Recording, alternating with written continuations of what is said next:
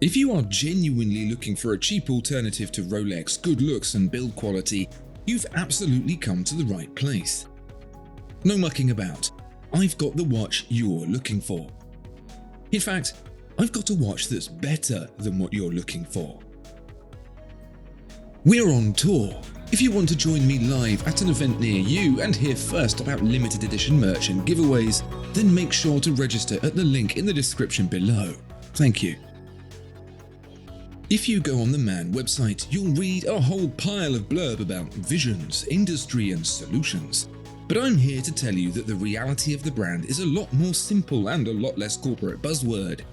Founder Sebastian has realized a sneaky hack to getting the watches he wants by making them and selling them as a business. How do I know this? Well, for one, he told me, but hold on, I'm not that naive. The most telling clue to Maen's ulterior motives is the watches themselves. I recently enjoyed the Maen Manhattan 37, a watch that aped the rarely seen Vacheron Constantin 2215, a watch that only people who wouldn't be offended by the term nerd would know about.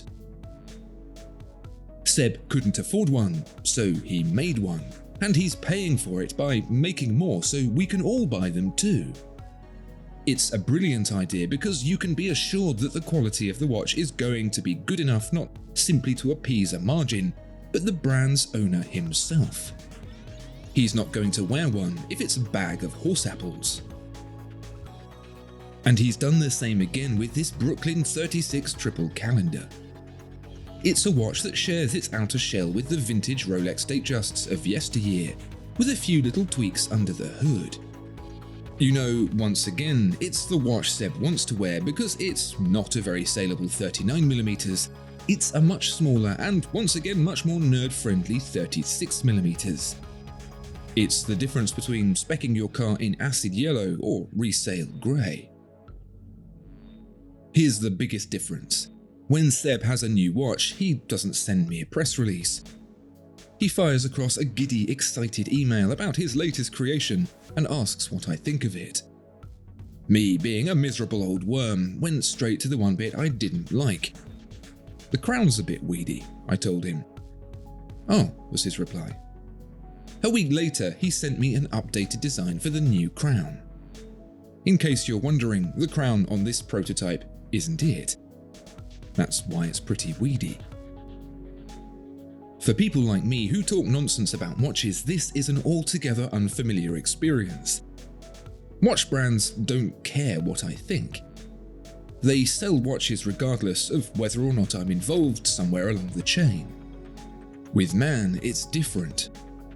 It makes my little feelings all warm and fuzzy because Seb genuinely cares what I think. And I like that. He's not the only one, but he's one of very few. He cares what you think too. Chances are, if a few people think he could do better, he can, and he'd benefit doubly so by listening. 1, he'd have better watches for himself, and 2, he'd have better watches for us as well. He made the Manhattan in 37mm, historically accurate you see, and people wanted it a little bigger, so he's on it. It's almost like he's a human being, even if he is Dutch, and not a Swiss android programmed to write marketing copy. So the Brooklyn 36, what's it like? Well, it's small, that's for sure. 36mm is not a big size, but it's a cool size. It's the right size for people who don't feel weird about wearing a pink shirt or carrying a bag around. It's the ultimate shareable size, so if your purchase needs approval by the boss, you can offer a 50% timeshare on it as a sweetener. It's a size that might feel a little small now, but mark my words, in a few years' time it'll be the size everyone wants. So I've already denigrated the crown for being a weak-willed excuse of a thing, but that's really where the criticism ends. When you borrow the stylings from one of the simplest and best proportioned watches to have ever existed, it's going to look great. Brushed lugs with polished sides blend into a Jubilee bracelet that's so familiar it gives you déjà vu. What's remarkable for $600, however, is the detailing. Those polished case sides aren't vertical cliff faces like a Tudor's. They have a gentle bulge to them that feels incredibly satisfying to hold and even more so to see. The bracelet end links fit so tight the seam looks drawn on in pen. The double deployant clasp links together with a medallion-like logo element, a detail that Patek Philippe's celebrated 5711 successor still doesn't match. It's these details that really make me believe that these watches are made to be worn by the brand's founders first and sold second. And we haven't even got to the best bit. Inside is a Miyota caliber that delivers more than just the date. It's a triple calendar. That adds day and month, with the latter controlled by a hidden pusher above the crown, which itself turns one way to change the date and the other the day.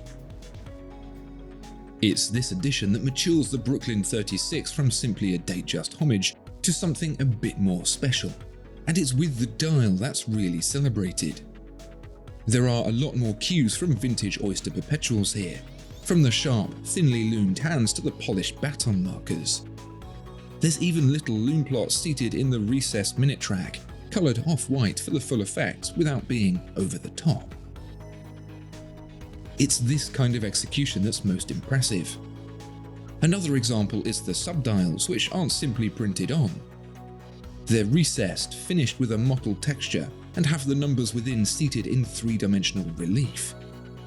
These are details so tiny most people probably won't notice, save for the overwhelming feeling of being a thing of quality.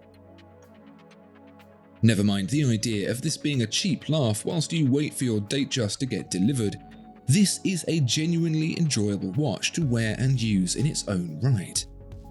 It's one of a few watches that's made me think twice about the status quo, filling me with hope for the possibilities if Maen and brands like them continue taking this approach to making and selling watches. So maybe the blurb about visions, industry and solutions isn't all corporate buzzwordery after all. Maybe I'm still a miserable old worm, and maybe Maen really mean it. What's your take on Maen and the future of affordable watchmaking? Are you excited or nonplussed? Let me know down in the comments below. Please also like and subscribe too, as it really helps. Thanks for watching, and I'll see you next time.